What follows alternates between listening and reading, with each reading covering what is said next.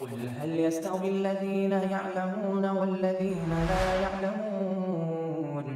إنما يتذكر أولو الألباب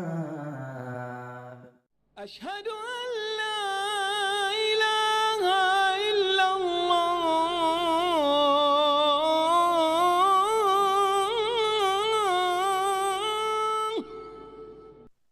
الحمد لله رب العالمين، وصلى الله وسلم وبارك على عبده ورسوله محمد وعلى آله وأصحابه ومن دعا بدعوته واتبع هديه إلى يوم الدين، أما بعد. وباب جامع، یہ ایک جامع باب ہے، کسی خاص مسئلے سے متعلق نہیں ہے، مختلف مسائل اس باب کے تحت ذکر کیے گئے ہیں، اس لیے اس کا کوئی خاص نام نہیں ہے۔ باب جامع، ایک جامع باب، اس میں مختلف حدیث لے کر آئے ہیں۔ پہلی حدیث جو اس باب کے تحت ہے اس کے راوی ہیں ابو قتادہ انصاری رضی اللہ عنہ، جن کا نام تھا حارث بن ربعی الانصاری۔ اس حدیث کا جو پہلی حدیث ہے، اس کا تعلق ہے تحیۃ المسجد سے۔ عن ابی قتادہ الانصاری رضی اللہ تعالی عنہ قال قال رسول اللہ صلی اللہ علیہ وسلم اذا دخل احدكم المسجد فلا يجلس حتى يصلي ركعتين۔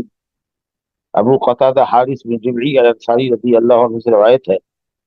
قال، انہوں نے فرمایا کہ رسول اللہ صلی اللہ علیہ وسلم نے فرمایا، جب تم میں کا کوئی مسجد میں داخل ہو، فلا یجلس، تو وہ نہ بیٹھے یہاں تک کہ 2 رکعت نماز پڑھ لے۔ اذا ظرف زمان ہے جو عموم کا فائدہ دیتا ہے۔ جب بھی مسجد میں داخل ہو، مباح وقت ہو یا ممنوع وقت ہو۔ ممنوع اوقات عام طریقے سے 5 ہے: طلوع آفتاب کے وقت، اور جب سورج بیچ آسمان پہ ہو، سر پہ ہو، سایہ اس کا ڈھلا نہ ہو، پورب کی طرف آیا نہ ہو، اور جب سورج ڈوبنے کے کنارے ہو۔ اور 2 وقت اور ہے: عصر کی فرض نماز کے بعد کوئی نماز نہیں یہاں تک کہ سورج ڈوبے، اور فجر کی نماز کے بعد کوئی نماز نہیں ہے یہاں تک کہ سورج طلوع ہو جائے اور اس کی لالی ختم ہو جائے، ایک نیزے کے برابر بلند ہو جائے۔ تو یہ 5 اوقات ممنوع ہیں۔ ان کے اندر بھی اگر کوئی شخص مسجد میں داخل ہوتا ہے تو ایزا کلمہ جو ظرف ہے عموم کا فائدہ دیتا ہے۔ اس کا مقصد یہ ہے، اس کا فائدہ یہ ہے کہ جب بھی کسی وقت داخل ہو، چاہے ممنوع اوقات ہی کیوں نہ ہو، اگر کوئی شخص مسجد میں داخل ہوتا ہے، مسجد میں بیٹھنا چاہتا ہے، تو احترام مسجد کے لیے 2 رکعت نماز پڑھ کے بیٹھے، جس کو تحیۃ المسجد کہتے ہیں، کیونکہ مسجد اللہ کا گھر ہے۔ مسجد اللہ کے لیے بنائی جاتی ہے، عبادت کے لیے بنائی جاتی ہے، وہ ان المساجد للہ۔ اور اسی طریقہ سے حدیث ہے، مجتمع قوم فی بیت من بیوت اللہ یتلون کتاب اللہ ویتلون رسولہ فیما بینہم الآیہ۔ الحدیث مسلم کی روایت ہے کہ جب بھی کوئی قوم اللہ کے گھروں میں سے کسی گھر میں بیٹھی، یعنی مسجد، گویا مسجد زمین پر اللہ کے گھر ہے، تو جب بھی تم میں کا کوئی کسی بھی وقت، عام ہے ایسا، جب بھی تم میں کا کوئی بھی آدمی کسی بھی وقت مسجد میں داخل ہو، چاہے وہ ممنوع اوقات ہی کیوں نہ ہو، تو نہ بیٹھے جب تک کہ وہ 2 رکعت نماز نہ پڑھ لے۔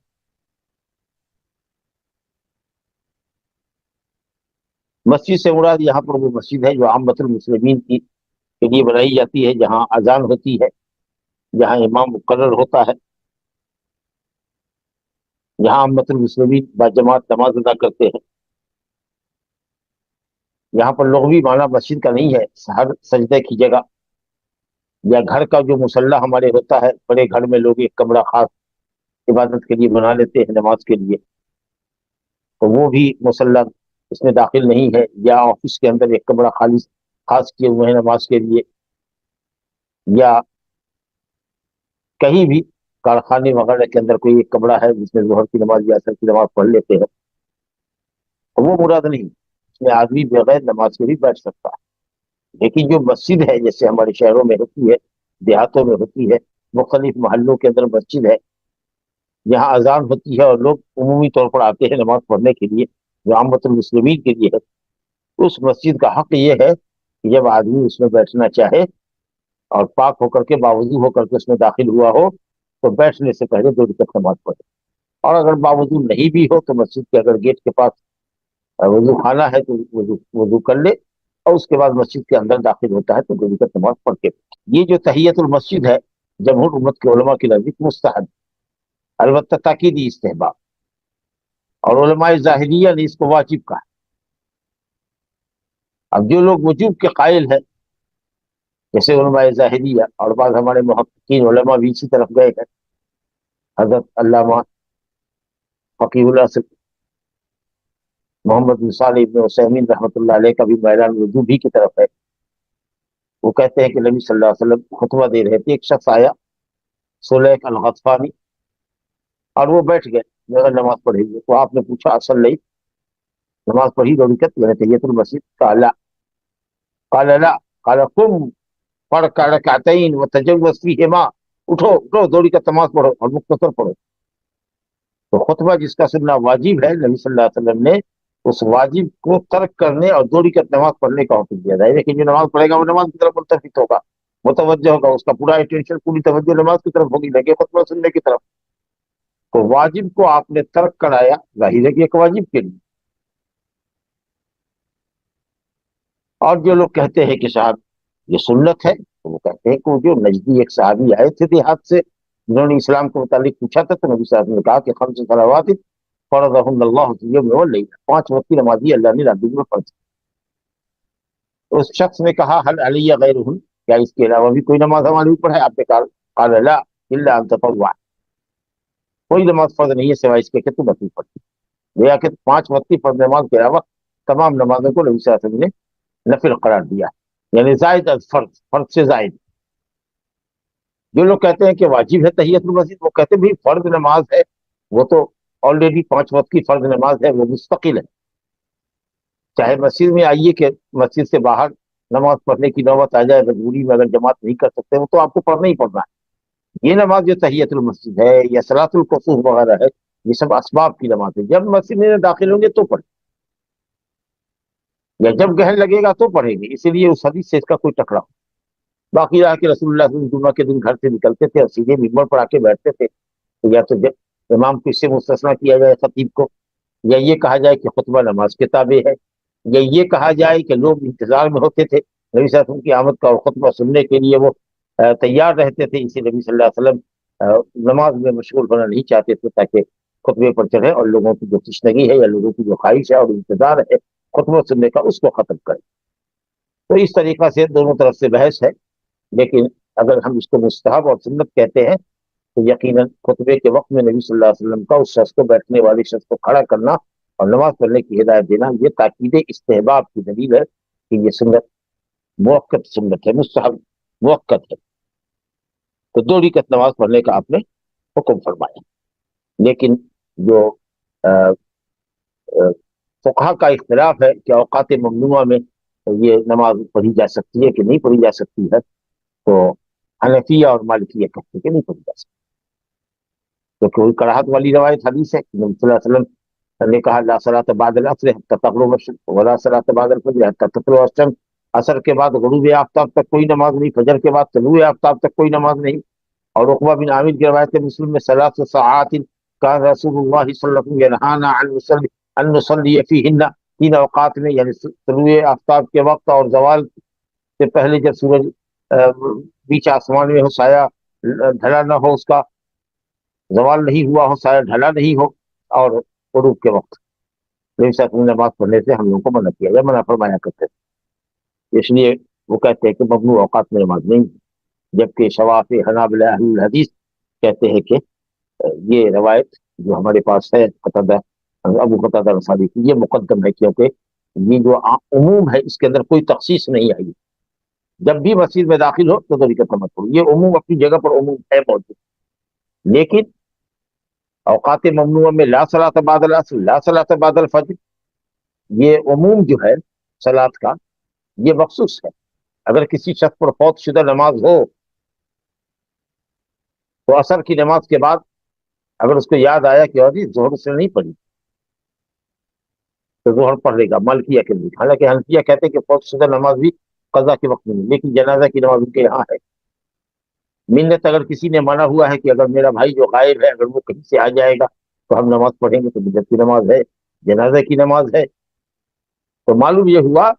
کہ لا صلاۃ کے عموم کو ان لوگوں نے کچھ کچھ حالات میں مخصوص کر لیا ہے کہ فلاں نماز جائز ہے، جیسے قضا فوت شدہ نماز۔ مالکیہ سمیت شافعیہ حنفیہ کے حنابلہ کے نزدیک تو ہے ہی، لیکن مالکیہ کے نزدیک بھی ہے۔ صرف حنفیہ کہتے ہیں کہ قضاء فائتہ فوت شدہ نماز کی قضا ممنوع اوقات میں نہیں کرتے، باقی جنازہ وغیرہ پڑھنے کے وہ بھی قائم۔ تو بہرحال وہ حدیث جو ہے اس کا عموم باقی نہیں ہے، عموم سے کچھ صورتیں خاص کر لی گئی، جبکہ یہ عموم اپنی جگہ پر ہے۔ تو جو عام ایسا ہو، جو عموم ایسا ہو جس کی کوئی شکل خاص نہ کی گئی ہو، وہ اس عموم پر مقدم ہوتا ہے جس کی بعض شکلیں یا جس سے بعض شکلیں مستثنی کر دی گئی۔ تو اس لیے اس حدیث پر عمل کیا جائے، اور اس پر عمل کرنے میں دونوں حدیث پر تطبیق ہو جاتی ہے کہ بھائی جس نماز کا سبب ہے، جس کی دلیل موجود ہے کہ نبی صلی اللہ علیہ وسلم نے فوت شدہ نماز کو عصر کے بعد قضا کیا ہے۔ مثال کے طور پر ایک حدیث ہے صحیح میں کہ وفد آیا تھا اسلام سمجھنے کے لیے، وفد عبدالقیس یا کوئی اور وقت تھا، تو بہرحال اس کو اسلام سمجھانے لگے ظہر کے بعد، اور ظہر کے بعد کی دوری کا سنت آپ نہیں پڑھ سکے، تو ام سلمہ رضی اللہ عنہ کے گھر میں داخل ہوئے عصر کی نماز کے بعد، تو آپ نے ظہر کی بعد والی دوری کا سنت کی قضا کی تھی، تو قضاء فائتہ ہے۔ تو اسی لیے وہ حدیث عام مخصوص منہ البعض۔ اور یہ جو ہے سبب ہم بتا رہے تھے کہ جس نماز کا سبب ہے اس کی وہ جائز ہے عصر کے بعد بھی ممنوع اوقات سے، جیسے کہ نبی صلی اللہ علیہ وسلم نے قضا کیا۔ تو اسی طریقے سے یہ نماز ہے کہ جب کوئی مسجد میں داخل ہو تو مسجد کا دخول تحیت المسجد کا سبب، یہ سبب پایا گیا تو نماز پائی۔ اور اسی طریقے سے چاند گرہن ہے مثال کے طور پر، جو عصر کی فرض نماز کے بعد ہے، ہمارے یہاں 3:30 بجے جماعت ہو رہی ہے یا 4 بجے جماعت ہو رہی ہے، اور سورج میں گرہن لگ رہا ہے 4:30 سے 4:30 سے لے کر کے 5:30 تک ہے۔ ظاہر ہے کہ اس وقت یہ سبب پایا گیا، نبی صلی اللہ علیہ وسلم نے کہا کہ جب دیکھو یہ علامت کے ظاہر ہو فافزعوا الی الصلاۃ، تو نماز کی طرف گھبرا کیا ہو، تو یہ سبب پایا گیا۔ لہذا کہا جائے گا کہ کوئی نماز عصر کے بعد، فجر کے بعد یا ممنوع اوقات میں نہیں ہے ایسی نماز جس کا کوئی سبب نہ ہو، کوئی دلیل نہ ہو اس کی، لیکن جس کے اسباب پائے جائیں وہ نماز عصر کے بعد بھی، فجر کے بعد بھی، ممنوع اوقات میں بھی جائز۔ اللہ صلاح کو نوافل مطلقہ پر محمول کر کہ آدمی نفل مطلق صرف ثواب کے لیے نماز پڑھے جا رہا ہے عصر کے بعد، فجر کے بعد، تو وہ نماز نہ پڑھے، لیکن جس نماز کی دلیل موجود ہو، جس کا سبب موجود ہو، وہ پڑھ سکتا ہے۔ تو اس طریقے سے اس پر عمل کرنے سے، اس حدیث پر عمل کرنے سے کہ جب آدمی مسجد میں داخل ہو 2 رکعت نماز پڑھے بغیر نہ بیٹھے، اس پر عمل کرنے سے وہ جو روایت ہے ابن عمر رضی اللہ عنہ وغیرہ کی کہ عصر کے بعد کوئی نماز نہیں، فجر کے بعد کوئی نماز نہیں، یا عقبہ کی روایت کے 3 اوقات میں نبی صلی اللہ علیہ وسلم منع فرمایا کرتے تھے، جمع اور تسبیح کی صورت نکل جاتی کہ جن نمازوں کے اسباب ہیں، دلیل موجود ہے، سبب کے ساتھ وہ نماز مربوط ہے، تو وہ نماز پڑھی جائے گی۔ البتہ نوافل مطلقہ ممنوع اوقات میں ہم نہیں پڑھ سکتے کہ عصر کے بعد تو مغرب تک رہنا ہے تو کہاں جائیں، باہر نہیں جانا ہے، چلو مسجد میں عصر کے بعد سے لے کے مغرب تک نماز کا ایک سلسلہ جاری کیے ہوئے نہیں، آپ قرآن کی تلاوت کیجیے، ذکر دعا میں مشغول رہیے، لیکن ہاں اگر کوئی آتا ہے باہر سے اور مسجد میں بیٹھنا چاہتا ہے تو وہ نماز پڑھ کے بیٹھ سکتے۔ چلیے، تو اس طریقہ سے دونوں حدیثوں پر عمل ہو جائے گا۔ گویا کہ ممنوع اوقات میں نماز نہ پڑھنے کی حدیثوں کو نوافل مطلقہ پر محمول کر، اور یہ جو حدیث ہمارے پاس ہے مقتدہ انصاری کی تحیت المسجد کے لیے، وہ جب اس کا سبب پایا جائے، جب آدمی مسجد میں داخل ہو، یا جب اس کو یاد آئے کہ اس کے اوپر فوت شدہ کوئی نماز ہے، قضا نماز ہے، یا جنازہ کی نماز ہو، یا صلاۃ الکسوف کا سبب پایا جائے کہ عصر کے بعد ہی گرہن لگتا ہے یا فجر کی فرض نماز کے بعد سے گرہن شروع ہوگا، تو اگر سورج نکلتے ہوئے ہی گرہن ہے، 5:50 پر سورج نکل رہا ہے اور 5:50 سے ہی اگر انڈیا میں گرہن ہے، حیدرآباد میں ہے گرہن، تو اسی وقت سے نماز شروع ہو جائے۔ وباللہ التوفیق۔ اور جتنی مرتبہ آدمی مسجد میں آئے، یہ تاکیدی سنت ہے اس کے لیے کہ وہ بیٹھنے سے پہلے 2 رکعت نماز پڑھے۔ اصل میں یہ حدیث نبی صلی اللہ علیہ وسلم نے سلیح الغطفانی ہی کے تعلق سے فرمائی تھی کہ جو جمعہ کے دن آئے تھے اور بیٹھ گئے تھے، تو نبی صلی اللہ علیہ وسلم نے کہا کہ کیا تم نے نماز پڑھی؟ انہوں نے کہا نہیں، کہا تم اٹھو 2 رکعت نماز پڑھو اور مختصر پڑھو۔ اور جو لوگ اس کے قائل نہیں ہے خطبے کے وقت میں تحیت المسجد کے یا ممنوع اوقات میں، وہ کہتے ہیں کہ اسپیشل واقعہ تھا، اس شخص کے لیے وہ غریب تھا، مفلس آدمی تھا، تو آپ نے چاہا کہ وہ نماز پڑھے اور لوگ اس کی غربت کو ترس کھائیں اور اس کو صدقہ کریں۔ بابا اگر یہی وجہ تھی تو پھر نبی صلی اللہ علیہ وسلم نے عمومی حکم کیوں فرمایا، اذا دخل احدکم، جب تم میں کا کوئی داخل، اس کو تو کہا ہی پڑھنے کے لیے، ٹھیک ہے، اس کے ساتھ یہ سبب تھا، لیکن آپ نے عمومی خطاب فرمایا صحابہ کرام کو کہ جب بھی تم میں کا کوئی مسجد میں داخل ہو تو 2 رکعت پڑھے بغیر نہ بیٹھے۔ تو معلوم ہوا کہ یہ حدیث عام ہے، یہ واقعہ کوئی صلح الغطفانی کے ساتھ خاص نہیں۔ دوسری حدیث جو اس باب کے اندر ہے اس کا تعلق تکلم سے، نماز کے اندر گفتگو، آپسی گفتگو۔ شروع کے اندر لوگ نماز میں آتے تھے تو آدمی اپنے بغل کے ساتھی سے جس کے ساتھ وہ لگتا رسوت میں بات کرتا تھا، کیا دقت ہوئی، یا تم آج فلاں جگہ گئے تھے، جو کام تم کو کرنا تھا وہ ہوا، جی، نماز میں اس سے بات کر رہے ہیں۔ اب وہ نماز میں جواب دیتا سائل کو، پوچھنے والے شخص کو۔ بعد میں نبی صلی اللہ علیہ وسلم اور آیت اتر گئی، وقوموا للہ قانتین حافظوا علی الصلوات والصلاۃ الوسطی وقوموا للہ قانتین، تب صحابہ کرام کو گفتگو کرنے سے منع کر دیا گیا کہ آپ آپسی گفتگو نہیں کر سکتے۔ ونہینا عن الکلام، اور ہم لوگوں کو کلام سے روک دیا گیا، یعنی آپ اس کی گفتگو کرنے سے روک دیا۔ سکوت کا حکم دیا گیا، کس چیز سے سکوت؟ لوگوں کی آپسی گفتگو سے منع کر دیا گیا، اور کہا گیا کہ چپ رہا کرو، باتیں نہ کیا کرو۔ باقی یہاں کے سکوت سے مراد مطلق سکوت نہیں ہے، کیونکہ قرآن پڑھنا ہے نماز کے اندر، اذکار پڑھنے ہیں، رکوع سجدے کے ہر حالت میں تو کچھ نہ کچھ ذکر موجود ہے نا۔ تو سکوت اور ادب کلام کا مطلب یہ کہ آپس کی جو گفتگو پہلے ہوا کرتی تھی اب اس حکم کو منسوخ کر دیا گیا۔ تو الحمدللہ یہ حدیث ہے زید بن ارقم رضی اللہ عنہ کی، بخاری مسلم کی روایت ہے۔ زید بن ارقم رضی اللہ عنہ فرماتے ہیں کہ کننا نتکلم فی الصلاۃ، ہم لوگ نماز کے اندر آپسی گفتگو کیا کرتے تھے، بقدر ضرورت ہم ایک دوسرے سے گفتگو نماز میں کرتے تھے، یعنی جب ایک شخص ملتا نماز کے اندر تو وہ نماز میں پہلے سے شامل آدمی سے گفتگو کرتا، اور وہ شامل شخص پہلے سے جو نماز میں ہوتا وہ اس کو جواب دیتا۔ یکلم الرجل صاحبہ وہو الی جنبہ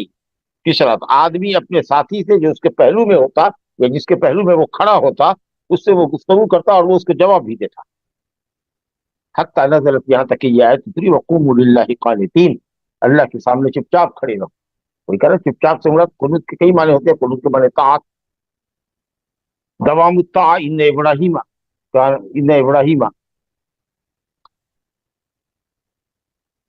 کان حنیفا قانتا للہ،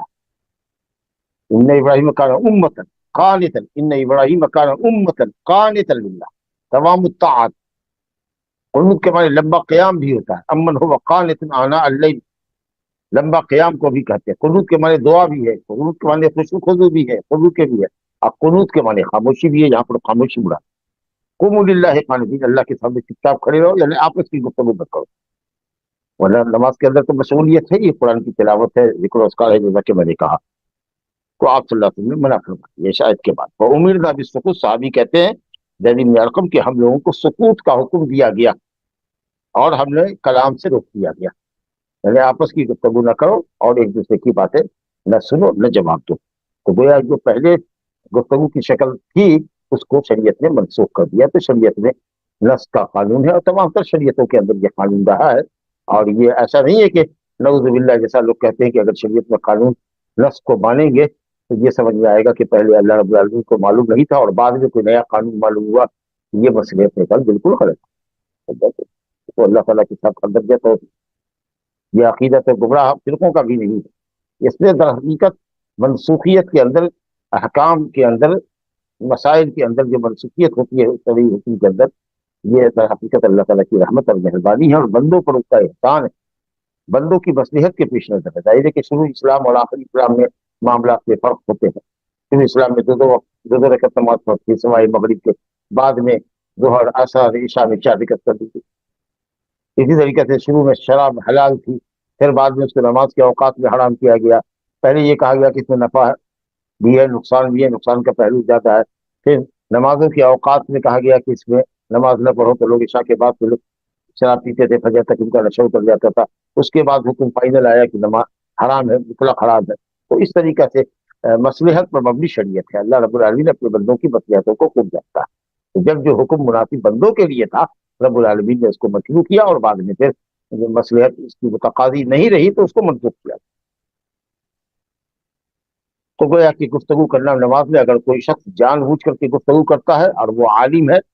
اس بات کیا جانکار ہے کہ گفتگو کرنا نماز میں حرام ہے، تو اس کی نماز باطل ہوئی۔ لیکن اگر کسی نے جہالت کی بنیاد پر گفتگو کی، جیسے ایک صحابی ہے معاویہ ابن حکم السلمی، یہ آئے مسجد کے اندر، کسی شخص نے چھینکا تو انہوں نے کہا یرحمک اللہ۔ الحمدللہ کہنے کے تک تو معاملہ ٹھیک ہے، کیونکہ یہ کلام نہیں، الحمدللہ اللہ تبارک تعالیٰ کی تمام تعریف ہے، اس میں خطاب نہیں ہے۔ لیکن جب جواب دینے والے نے، انہوں نے جواب دے دیا یرحمک اللہ، نماز میں شامل کیا، تو لوگوں نے گرم آنکھوں سے دیکھا ان کو، ترچھی نظر سے۔ اس کے بعد انہوں نے گفتگو لمبی کر دی، کیا بات ہے تمہاری مائیں مرے، تک یہ کلام تھا، کیوں مجھ کو گرم آنکھوں سے دیکھ رہے ہیں؟ اب اس کے بعد لوگوں نے زانو پر کالی یہ ہتھیلی مارنی شروع کی، آواز گونجی، تو یہ سمجھے کہ وہ اب انہوں نے سمجھا کہ لوگ کو خاموش کریں گے، سب گفتگو چلی۔ بعد میں نبی صلی اللہ علیہ وسلم نے بلایا معاویہ کو اور کہا کہ نہاز الصلاۃ لا یصلح فیہا شیء من کلام الناس، نماز کے اندر آپس کی گفتگو حلال نہیں، انما هو التصویر والتکبیر والقراءۃ وقراءۃ القرآن، نماز تصویر، تکبیر اور قراءت قرآن کا نام ہے، تو گفتگو نہیں کرو، نرمی سے آپ نے سمجھایا۔ تو چونکہ وہ قانون شریعت نہیں جانتے تھے، ایک عام مسئلہ ان کو معلوم تھا کہ جب چیخنے والا الحمدللہ کہے تو جواب دینے والا یرحمک اللہ کہے، لیکن یہ یرحمک کا جو ہے اللہ تجھ پر، یہ خطاب ہے، یہ کلام ہو گیا، یہ جائز نہیں۔ تو اس طریقے سے لا علمی میں اگر کسی نے گفتگو کی تو انشاءاللہ اس کی نماز ہو جائے۔ بھول چوک سے اس نے ایسا کیا، نسیانا و خطأ، یا اسی طریقے سے کوئی شخص سامنے آ رہا ہے، اندھا آدمی ہے، کنویں میں گر رہا ہے، گڑھے میں گر رہا ہے، ہلاکت میں پڑ رہا ہے، تو یہی سے چیخا وہ، یا اسی طریقے سے ذوالجدین والی روایت میں نبی صلی اللہ علیہ وسلم نے 2 ہی رکعت پر سلام پھیر دیا تھا 4 رکعت والی نماز میں، تو نماز کی اصلاح و درستگی کے لیے آمدن ذوالجدین نبی صلی اللہ علیہ وسلم کو کہا کہ کیا نماز کم کر دی گئی ہے یا آپ بھول گئے، جو حدیث ہم پڑھ کے آ چکے ہیں۔ تو انشاءاللہ ان حالتوں میں صحیح قول اہل علم کا یہ ہے کہ نماز باطل نہیں۔ تیسری روایت دیکھیے اس باب کی، عبداللہ بن عمر و ابو ہریرہ رضی اللہ عنہم سے روایت ہے۔ عبداللہ بن عمر 2 ہے، عبداللہ صحابی ہیں، ان کے والد حضرت عمر بن خطاب بھی صحابی ہیں، تو 2 ہوئے، اور ابو ہریرہ ملا کے 3 ہوئے، اس لیے رضی اللہ عنہم۔ اور اگر کوئی چاہے عبداللہ بن عمر و ابو ہریرہ رضی اللہ عنہما تو بھی درست ہے، لیکن یہاں پر صاحب کتاب نے ہمارے حضرت عبداللہ صحابی، حضرت عمر صحابی، بزرگ طویل صحابی، عمر بن خطاب خلیفہ دوم،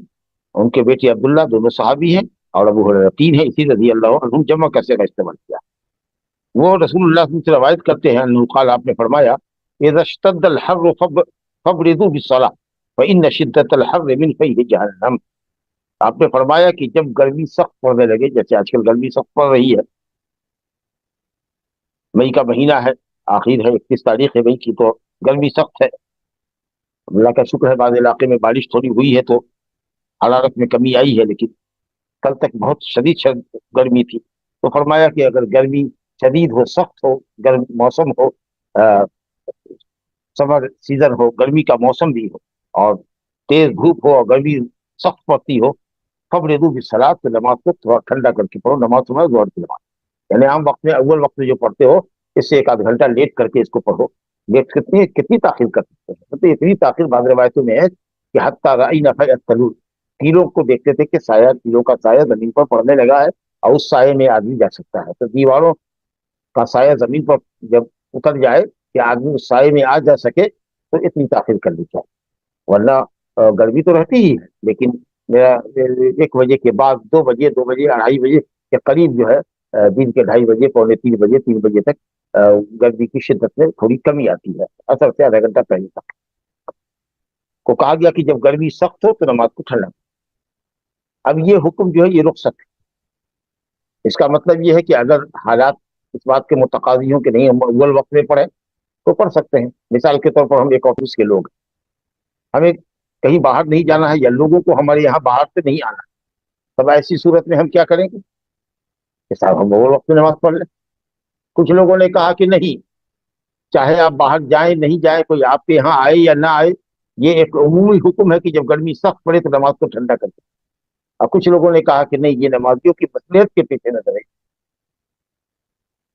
کالونی کے اندر ایک مسجد ہے، لوگ اپنے اپنے گھروں سے نکل جائیں گے اور وہاں چلے جائیں گے، ماشاء اللہ مسجد مکیف ہے، وہاں لگا ہوا ہے، کولر لگا ہوا ہے یا एसी वगैरह लगी हुई है। या फिर कुछ लोग ये समझ रहे हैं कि साहब ड्यूटी से फारिग हुए हैं, अगर नमाज मौखर कर दी गई मिसाल के तौर पर 1 बजे ड्यूटी से फ्री हुए और 2:30 बजे रखी गई है दोहर की नमाज, तो चलते हैं घर। और घर गया तो खाना खाया, तो कैलूला किया तो सो गया। और ऐसा भी हुआ कि अक्सर औकात में असर के वक्त भी वो जगह पे नमाज छूट गई। अगर इस तरह की सूरत हाल हो तो अहले इल्म ने कहा है कि अव्वल वक्त में भी पढ़ लेने में कोई हर्ज नहीं है, क्योंकि बहरहाल ये रुख्सत है। चलिए, और अगर कोई इस रुख्सत से फायदा उठाना चाहे और आम वक्तों के मुकाबले में 1 घंटा 1.5 घंटा जोहर की नमाज को लेट कर दे तो थोड़ा साया लग जाए, गर्मी 2 बजे के बाद जरा कम होती है, सूरज की शिद्दत में और उसकी तमाजत में कमी आती है, तो कर सकता है।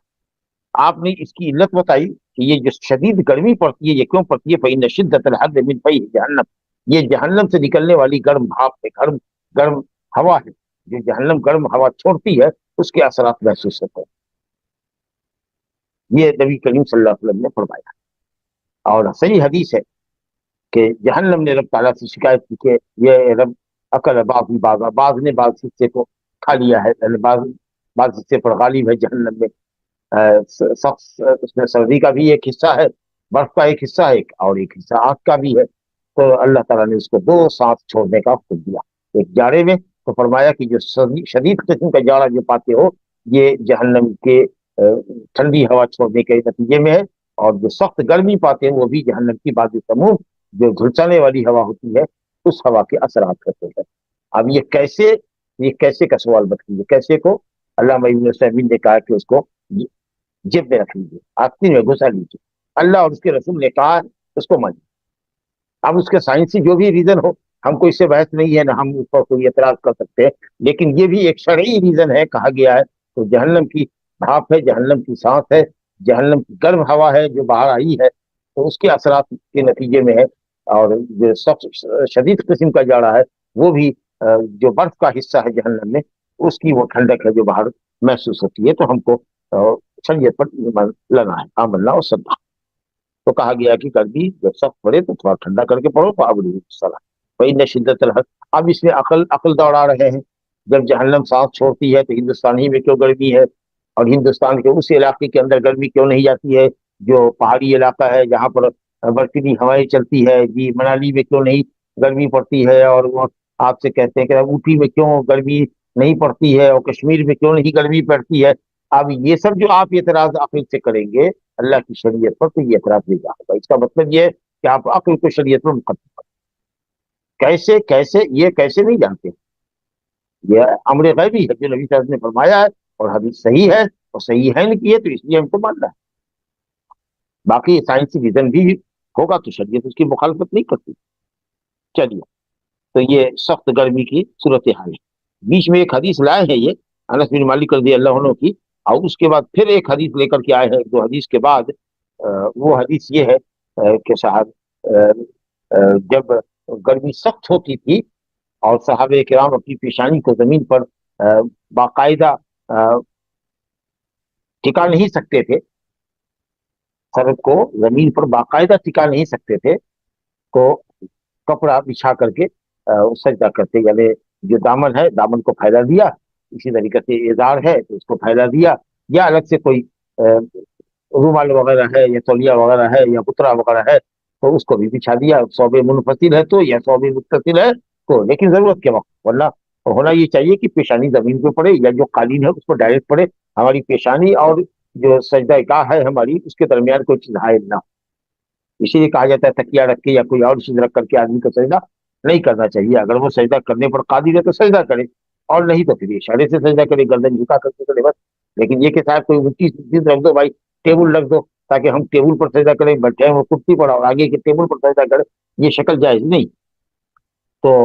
वो हदीस बाद में आएगी, लेकिन हमने उसको इसलिए यहाँ पर जिक्र कर दिया कि अगर आप ये कहिएगा कि जब गर्मी सख्त पड़े तो नबी सल्लल्लाहु अलैहि वसल्लम ने कहा है ज़ोहर की नमाज को ठंडा करके पढ़ो, तो फिर सहाबे किराम क्यों पेशानी जमीन पर नहीं टिका सकते थे। तो आप ये कहेंगे कि साहब अल्हम्दुलिल्लाह हदीस में कोई तारुज नहीं है, इबरात के बाद भी, यानी 2 बजे 2:30 बजे के बाद भी जमीन तपती होती है, अल्लाह अकबर, जमीन तपती होती है, जहाँ कालीन बिछी होती है वो तो ठीक है। अभी मगरिब के वक्त में भी अगर जाइए और गर्मी की शिद्दत की वजह से अगर आदमी सहन में नमाज पढ़ता है बगैर चटाई के, तो जमीन इतनी तपी होती है कि हाथ और पेशानी नाक जलती है। تازہ جلتے ہیں، تو گرمی کے زمانے میں دیر تک زمین گرم ہوتی ہے۔ اور نبی صلی اللہ علیہ وسلم کی بستی میں تو ویسے ہی چھاونی تھی، کھجور کی چھال وغیرہ تھی، تو سورج کی شعاع پڑتی تھی ریت کے اوپر، جو کنکری اور ریت اور بالو جو زمین پہ ڈالی گئی تھی مسجد کے اندر، تو وہ ایک دم گرم ہو جاتی تھی۔ بعض صحابہ کرام مٹھی میں لے لیتے تھے کنکری کو، اور قیام میں اور رکوع میں مٹھی بند رکھتے تھے، اور سجدے میں اس کو سجدے کا پر پھیلا دیا، تو عبادات کے باوجود بھی وہ زمین گرم رہتی، کیونکہ وہ تو ٹھنڈی ہوتے ہوتے کافی ٹائم لگتا، تو اس لیے کوئی تعارض نہیں حدیث کے اندر۔ لیکن بہرحال پیشانی کو زمین پر ٹکانا، یہ نہیں کہ صاحب ذرا سا ہلکا سا لگایا اور اٹھا لیا، نہیں، آپ کو ٹکانا پڑے گا اس کو، کم سے کم ایک مرتبہ سبحان ربی الاعلیٰ کہنے کی حد تک پیشانی اور ناک کو ٹکانا، اور نہیں اگر پہلے سے احساس ہے کہ گرم ہے تو آپ اپنا دامن پھیلا لیجئے، یا لنگی ہے، اظہار ہے، اس کو پھیلا کر کے اس پر سجدہ کر لیجئے، سوب کے حصے پر سجدہ کر لیجئے جی، یا اگر یہ ٹوپی وغیرہ ہے تو اس کو آگے کر لیا، اس کے اوپر سجدہ کر لیا جی، ضرورت ہے، ورنہ کوئی چیز پیشانی اور سجدے گاہ کے درمیان حائل نہیں ہونی چاہیے۔ خیر چلیے، تو وہ حدیث بھی ہم یہاں لے آئے ہیں، اور جب اس مقام پر ہم آئیں گے تو اس پہ اشارہ کر دیں گے۔ یہ جو حدیث ابھی اس وقت ترتیب میں چوتھی نمبر کی حدیث ہمارے سامنے انس بن مالک رضی اللہ عنہ کی ہے، رسول اللہ نے فرمایا من نسی صلاۃ فلیصلیھا اذا ذکر لا کفارۃ لها الا ذلك واقم الصلاۃ لذکر، ولمسلم من نسی صلاۃ او نام عنها فکفارتها ان یصلیھا اذا ذکر۔ انس بن مالک رضی اللہ عنہ فرماتے ہیں کہ رسول اللہ صلی اللہ علیہ وسلم نے فرمایا من نسی صلاۃ، جو نماز بھول جائے، بھولنا کیا ہوتا ہے؟ قلب کو ایک چیز کا علم تھا لیکن وہ بھول گیا، قلب غافل ہو گیا، قلب سے وہ بات نکل گئی، پہلے معلوم تھی لیکن اب وہ بھول گیا، یا نماز کا وقت نہیں تھا پہلے سو گیا، مثال کے طور پر 12:30 بجے دن میں 12:30 پر اذان ہوتی ہے ظہر کی، نیند کا غلبہ تھا اس کو 11:30 بجے 11:45 بجے وہ سو گیا، اور اتنی گہری نیند میں ہے کہ گھر والیوں نے جگایا بھی تو وہ جگہ نہیں، مثال کے طور پر، یا کسی نے نہیں جگایا، یا الارم اس نے لگایا تھا وہ بھی الارم بچ کے ختم ہو گیا لیکن وہ جگہ نہیں، اٹھا کب؟ جبکہ عصر کی اذان ہو چکی تھی، تو ظاہر ہے کہ اس کی نماز کا وقت تو فوت ہو گیا، یا عصر بھی چلی گئی اس کے بعد اس کو یاد آیا، اللہ تو کہا گیا فلیصلیھا اذا ذکر، اگر کوئی آدمی نماز بھول جائے کئی دنوں کے بعد بھی یاد آئے، تو جب یاد آئے، یا جب کوئی نماز کو چھوڑ کر کے سو گیا ہو پہلے، نہیں کہ نماز کا وقت ہو گیا ہے اب وہ جان بوجھ کے جا رہا ہے قصدن سونے کے لیے، تب تو یہ تو تفریط ہے، یہ تو کوتاہی ہو رہی ہے، پہلے سے وہ سو رہا تھا اور یہ سمجھ کر کے کہ وہ نماز کے وقت میں جگ جائے گا لیکن جگہ نہیں، تو سونے والا یا بھولنے والا جب بھی سو کر کے جگے، اور بھولنے والے کو جب یاد آ گئی، جو بھی وقت ہو، اب یہ دیکھیے اسی حدیث کی دلالت کرتی ہے، جو بھی وقت ہو اسی وقت میں نماز پڑھی، اذا ذکر، جب اس کو یاد آ، چاہے اوقات ممنوعہ ہی کیوں نہ ہو، اس کے لیے کوئی اوقات ممنوع نہیں، کیونکہ وہ معذور، کیونکہ وہ سویا ہوا تھا۔ نبی کریم صلی اللہ علیہ وسلم بھی ایک وادی میں سو گئے، 2 مرتبہ ایسا واقعہ ہوا، خیبر سے لوٹتے ہوئے، غزوہ تبوک سے لوٹتے ہوئے، یہاں تک کہ سورج کی شعاع نے جگایا، یا کبھی کسی صحابی کو پہلے جگہ، ایک مرتبہ کہ نبی صلی اللہ علیہ وسلم خود پہلے جگہ، پھر اس کے بعد وضو کیا، اذان ہوئی، اقامت ہوئی، لوگوں نے سنت پڑھا پہلے، پھر فرض نماز پڑھی، جیسے آدھا نماز پڑھتے ہیں اس طریقے سے قضا کی گئی، تو اسی وقت ہے، اس وقت یہ انتظار نہیں کرنا ہے کہ ہم سو کے جگہ ہیں تو ابھی سورج نکل رہا ہے ذرا پٹیاں ڈوب جائے، یا سورج ڈوب رہا ہے پٹیاں ڈوب جائے، جس وقت یاد آئے اسی وقت پر، لیکن شرط یہی ہے کہ آدمی مقصر نہ ہو، جان بوجھ کر کے کوتاہی کرنے والا۔ اہل علم میں اختلاف ہے کہ اگر جان بوجھ کر کے کوتاہی کی، یہاں تک کہ نماز کا وقت گزر گیا، انتظار کر رہا ہے، باتوں میں لگا ہوا ہے اور نماز کا وقت کر گیا، یہاں تک کہ نماز قضا ہو گئی، تو اگرچہ جمہور امت کے علماء کہتے ہیں کہ قضا کرے گا اور بہت بڑا مجرم ہے، اللہ سے معافی مانگے، لیکن جو علماء کہتے ہیں کہ تاریک صلاۃ کافر ہے، انہوں نے کہا کہ انہوں نے کفر کیا، اب کوئی نماز نہیں، قضا نماز نہیں، سونے والے اور بھولنے والے کے لیے ہے کہ جب یاد آئے قضا، آپ تو جان بوجھ کر کے نماز کو آپ نے ٹالا ہے اور قضا کیا ہے، لہذا آپ کے لیے سوائے توبہ نصوح کے سچی خالص توبہ کی کوئی اور دوسرا کفارہ، اس سے نماز نہیں پلٹا سکتا۔ حنابلہ کا قول یہی ہے، اور اسی کی طرف شیخ الاسلام ابن تیمیہ اور دوسرے علماء امت کے گئے ہیں، ابن عثیمین اور ابن باز وغیرہ۔ لیکن جمہور یہ کہتے ہیں کہ وہ جو جس نے جان بوجھ کر کے ٹالا ہے نماز کو، وہ بہت بڑا مجرم ہے، اللہ تعالیٰ سے سچی توبہ کر لیکن اپنی نماز کی قضا کر۔ بہرحال تو سونے والے کے لیے یا بھولنے والے کے لیے کوئی وقت نہیں ہے، جب یاد آئے یا جب نیند سے بیدار ہو اسی وقت اس نماز کو ادا کر دینا ہی اس تقصیر کا، اس خلل کا، اس نقصان کی تلافی۔ یہ نہیں کہ آج ہی یاد کر لیا ہے، جب یاد آیا تو نماز پڑھ لیا، پھر کل اپنے وقت پر ایک مرتبہ اور پلٹا دے گا، یہ سوکھ جائے گا۔ کچھ لوگوں نے کہا کہ نہیں آج تو پڑھ لے، لیکن کل بھی اس نماز کو ظہر کی اگر نماز چھٹی ہوئی ہے تو ظہر کے وقت میں پڑھے گا، تو اللہ تعالیٰ، صحابی نے کہا کہ اللہ تعالیٰ سود سے منع کرے گا تو اسے سود لے گا، یا خود نبی صلی اللہ علیہ وسلم نے فرمایا، بہرحال مجھے ڈاؤٹ ہو رہا ہے۔ تو بس یہی ہے کفارہ، لا کفارہ لہا الا ذلک، اس کا کفارہ سوائے اس کے کچھ نہیں ہے کہ آپ کو جب یاد آئے یا جب نیند سے بیدار ہو تو آپ اس نماز کو پڑھیں۔ اگر 10 سال کے بعد بھی یاد آپ کو آئے کہ فلاں دن کی نماز ہمارے سر پر ہے باقی، تو آپ اس کو ادا کریں۔ بھولنے چوکنے سے یا سو جانے کی وجہ سے گناہ تو نہیں لگے گا، لیکن واجب کی ادائیگی آپ سے معاف نہیں ہوگی، اس کو تو آپ کو پورا کرنا۔ اور نبی صلی اللہ علیہ وسلم نے اس کی استدلال میں، اس کی تائید میں آیت کی تلاوت کی، وَأَقِمِ الصَّلَاةَ لِذِكْرِي، اللہ کہتا ہے نماز قائم کرو جب تم کو یاد آئے، یا ایک دوسرا معنی یہ ہے کہ مجھ کو یاد کرنا چاہتے ہو تو اللہ کو یاد کرنے کے لیے نماز قائم کرو، کیونکہ نماز میں اللہ تعالیٰ سے بندہ قریب تر ہوتا ہے، اور ذکر الہی کا بہترین ذریعہ ہے نماز۔ تو اللہ سے ذکر کرنا چاہتے ہو، اللہ کو یاد کرنا چاہتے ہو، اللہ سے قریب ہونا چاہتے ہو تو نماز پڑھو، یا یہ ہے کہ جب نماز یاد آ جائے، بھول چک ہو گئی ہے، بھولے ہوئے ہو، تو جب نماز یاد آئے اسی وقت پڑھو، اس کا کوئی اور دوسرا وقت نہیں ہے۔ صحیح مسلم میں ہے، من نسی صلاۃ او نام عنہا، اوپر والی روایت میں جو متفق علیہ ہے انس بن مالک سے، اس کے اندر تو من نسیہ ہے، صرف بھولنے کا ذکر ہے، یہاں پر نامہ بھی ہے، مسلم میں کی جو سند ہے اس کے اندر ہے من نسیہ صلاۃ، جو کوئی کسی نماز کو بھول جائے، کسی بھی نماز کو بھول جائے، او نام عنہا، یا اس سے غافل ہو کر سو جائے، فکفارتھا، اس کا کفارہ یہی ہے ان یصلیھا اذا ذکرھا، کہ اس نماز کو وہ جب یاد آئے تو اس کو پڑھ۔ اب علماء کا اختلاف ہے کہ اس کو قضا کہا جائے، کہ اس کو ادا کہا جائے، یہ لفظی جھگڑا ہے، لیکن بہرحال اس پر کوئی ملامت نہیں ہے۔ اسی نے کہا کہ چونکہ وقت سے بے وقت پڑھ رہا ہے، اسے قضا کہیں گے۔ اب کوئی کہتا ہے کہ بھائی نہ، سونے والے کے لیے کوئی وقت ہی نہیں ہے، جب جگے گا تبھی اس کا وقت ہوگا، جب یاد آئے گا تبھی اس کا وقت ہوگا، اس لیے وہ ادا ہی ہے۔ لیکن سب اس بات سے متفق ہے کہ گناہ اس کو نہیں ہوگا، تو اس لیے یہ صرف لفظی اختلاف ہے کہ اس کو ادا کہا جائے کہ قضا۔ آگے دیکھیے روایت ہے، 5ویں حدیث ہے، عن جابر بن عبد اللہ ان معاذ بن جبل الانصاری رضی اللہ عنہ قال يصلي مع رسول الله صلی اللہ علیہ وسلم العشاء الاخرہ ثم يرجع الى قومه فيصلي بهم تلك الصلاة۔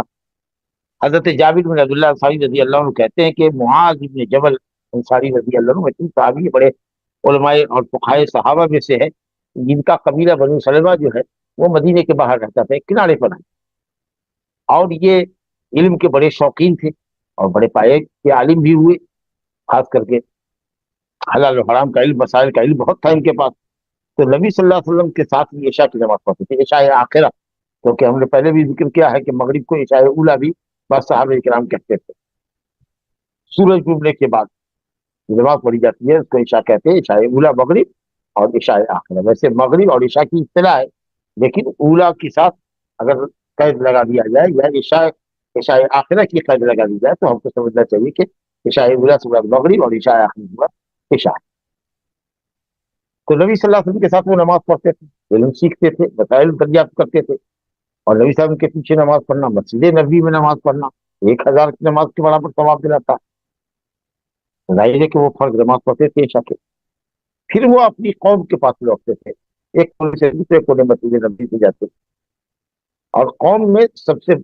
اچھے قرآن پڑھنے والے عالم یہی تھے، امامت کے اہل قوم میں یہی، چنانچہ ان کی قوم انتظار میں رہتی تھی، اور جب لوٹتے فیصلی بہم تلک الصلاۃ، تو وہی نماز عشاء کی قوم کو پڑھا۔ اب ظاہر ہے اس سے کیا سمجھ میں آیا کہ حضرت معاذ بن جبل انصاری کے فرض پڑھ چکے ہیں نبی صلی اللہ علیہ وسلم کے ساتھ، اب جو یہاں نماز ہے ان کی وہ کس نیت سے ہو رہی ہے؟ نفل کی نیت سے، اور قوم کی نماز ان کے پیچھے فرض کی نیت سے ہو رہی ہے۔ تو اس حدیث پر عنوان کیا لگے گا کہ متنفل کے پیچھے مفترض پڑھ سکتا ہے، یا متنفل کی نفل پڑھنے والے کی اقتدا فرض کرنے والا کر سکتا ہے۔ اب جو لوگ کہتے ہیں کہ نہیں، نیت میں اختلاف نہیں ہونا چاہیے، جیسے کہ حنفیہ اور مالکیہ کہتے ہیں انما جعل الامام لیؤتم بہ، امام اس لیے بنایا گیا کہ اس کی اقتدا کرو، فلا تختلفوا علیہ، امام سے اختلاف نہ کرو. کہتے ہیں کہ نیت کا اختلاف بھی اختلاف ہے. حالانکہ وہاں اختلاف کا مطلب یہ ہے کہ قیام رکوع سجدہ وغیرہ کی ادائیگی کے اندر امام سے آگے نہ بڑھو، پہلے نہ کرو. چنانچہ اس کی وضاحت خود حدیث میں موجود ہے. اذا کبر فکبر، اذا رکع فرکعوا، جب امام تکبیر کہہ لے تو کہو، جب رکوع میں چلا جائے تو تم جاؤ. وضاحت موجود. اور اگر آپ سمجھتے ہیں کہ اس کے اختلاف کے اندر یہ نیت کا بھی اختلاف ہے تو یہ آپ کا اس سے استنباط ہے، یا اس میں آپ نیت کے اختلاف کو بھی داخل کر رہے ہیں. جبکہ ہمارے پاس صحیح اور صریح حدیث ہے کہ حضرت معاذ بن جبل رضی اللہ عنہ فرض نماز پڑھ کے جاتے تھے اور وہاں قوم کی امامت کرتے تھے. آپ یہ بھی نہیں کہہ سکتے ہیں، حالانکہ کہتے ہیں کہ حضرت معاذ نفل پڑھتے تھے نبی صلی اللہ علیہ وسلم کے ساتھ، یہاں فرض پڑھتے تھے. اب مسلک کو بچانا ہے تو کوئی بھی بیجا تعویل کر دیجیے، بالکل واہیات ہے. یہ جب آپ نبی صلی اللہ علیہ وسلم کے پیچھے افضل المساجد کے اندر مدینے میں حضرت معاذ بن جبل انصاری جیسا فقیہ صحابی سنت کی نیت کرے اور فرض جائے اپنی قوم میں، یہ تو کوئی بیوقوف آدمی بھی نہیں کرے گا کہ افضل الخلائق صلی اللہ علیہ وسلم کے پیچھے افضل المساجد میں فرض نماز ہو رہی ہے جس وقت کے نفل نہیں جائز ہے، نفل کی نیت سے پڑھے اور فرض کو لے جائے اپنی قوم میں.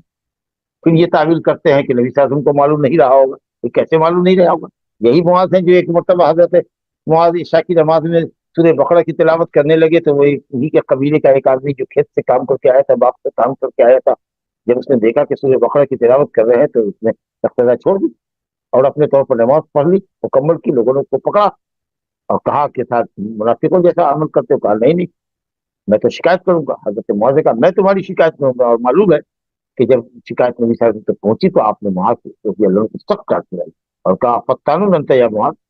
کتنا انگیزی کرتے ہو، لوگوں کو نماز سے نفرت دلاتے ہو. والشمس وضحاها واللیل اذا یغشی، اس طرح کی صورتیں پڑھا کرو. تو کیسے نبی صلی اللہ علیہ وسلم کو معلوم نہیں تھا کہ حضرت معاذ یہاں نماز پڑھتے ہیں اور قوم میں جا کر کے نماز پڑھاتے ہیں؟ یہ تعبیر بھی غلط ہے. اور اگر نبی صلی اللہ علیہ وسلم کو معلوم نہیں تھا تو زمانہ نزول وحی کا تھا. ایک قبیلے کے اندر ایک متنقل غلط طریقے سے فرض پڑھنے والوں کی نماز پڑھا رہا ہے. رب العالمین کے اپنے نبی کو مقتدی نہیں کر سکتا. یہ ہے تعصب اور تقلید کا نتیجہ ہے. آپ کیسے بھی ہو حدیث کو توڑو کاٹو لیکن اب مطلب تو نہیں. یہ بالکل بات غلط ہے. حضرت معاذ بن جبل کی نماز قوم میں نفل کی حیثیت سے تھی، قوم فرض پڑھتی تھی.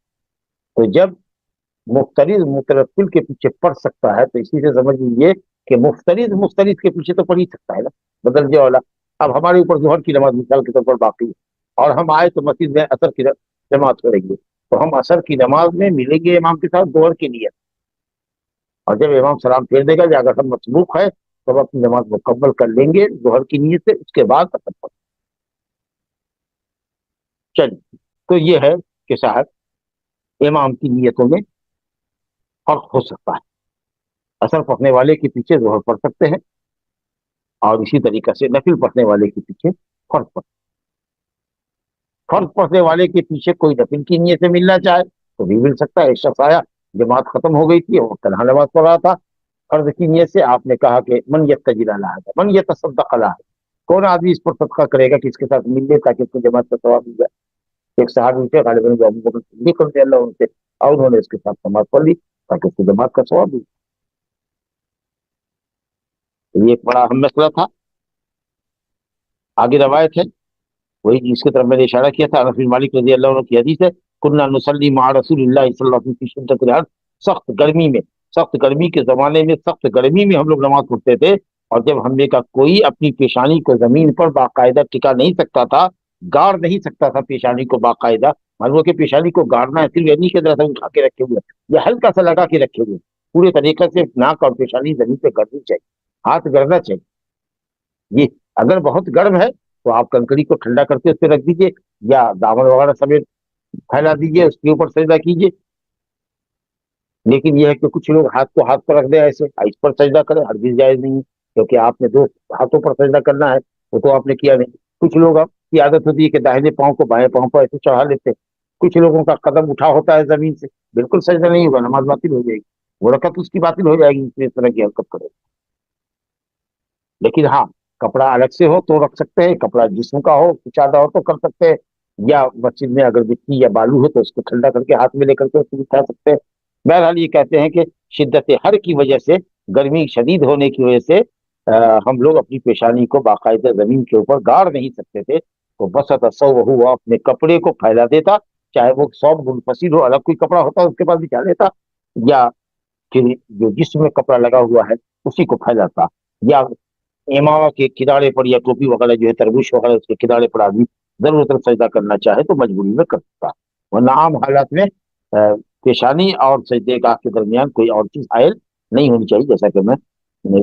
पहले आपसे बयान किया है। तो सजद अलैह, कपड़ा बिछा लेता अपना, उसके ऊपर वो सीता। आइए एक और हदीस कपड़े के ताल्लुक से इस बाब के अंदर अबू हुरैरा रज़ी अल्लाह अन्हु से रवायत है, क़ाल क़ाल रसूलुल्लाह ला युसल्ली अहदुकुम फी सौबिल वाहिद लैसा अला आतिक़िही मिन्हु शैउन। बुखारी मुस्लिम की हदीस है। अबू हुरैरा रज़ी अल्लाह अन्हु कहते हैं कि रसूलुल्लाह ने फरमाया, ला युसल्ली अहदुकुम, तुम में का कोई नमाज न पढ़े या नहीं पढ़ेगा, ला तो नफी है, नहीं नहीं है, अगर ला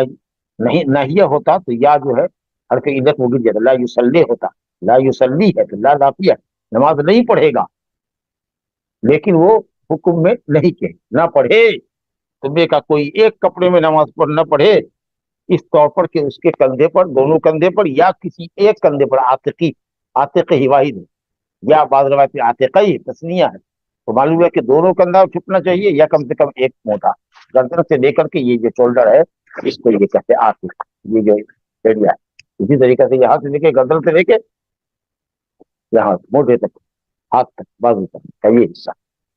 ये छुपा होना चाहिए। लेकिन ये कब है, जबकि आदमी के पास कमीज अगर पूरी हो तो ठीक है, लंबा सॉफ्ट जिसको कहते हैं पहनते हैं अरब, या हम लोग भी पहनते हैं, तो आधी पिंडी तक का होता है कुछ हमारा। इसी तरीके से लुंगी है, इजार है, और उसके बाद हमारे यहाँ लुंगी कहते हैं इजार को, अब आपके यहाँ क्या कहते हैं, बहरहाल इजार आम इस्तिलाह है जो जिसको बांध देते हैं। और एक सिरवाल होता है जिसके दोनों पाँव में, जिसके दो पाँव बने होते हैं, जिसमें टांगे दाखिल करते हैं, पैंट पायजामा वगैरह,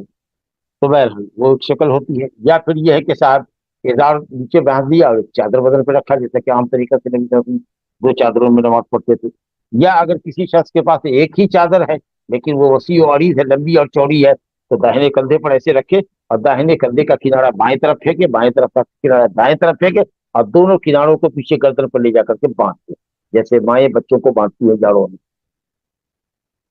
तो इस तरीका से वो अगर वो एक चादर है और वो लंबी है, वो घुटने तक आ रही है या आधे जानू से नीचे आ रही है, तो ये भी शक्ल है कि इस तरीके से मोढे को भी छुपा ले और शर्मगाह जो नीचे है और मुगल्लज़ जो शर्मगाह है उसको छुपाए। और अगर चादर नहीं है, इतनी बड़ी छोटी चादर है और शर्मगाह के खुलने का डर है, अगर गर्दन के पास से बांधते हैं तो फिर तौलिए के तरीके से कमर के अंदर पहन ले, क्योंकि इसका छुपा लेते।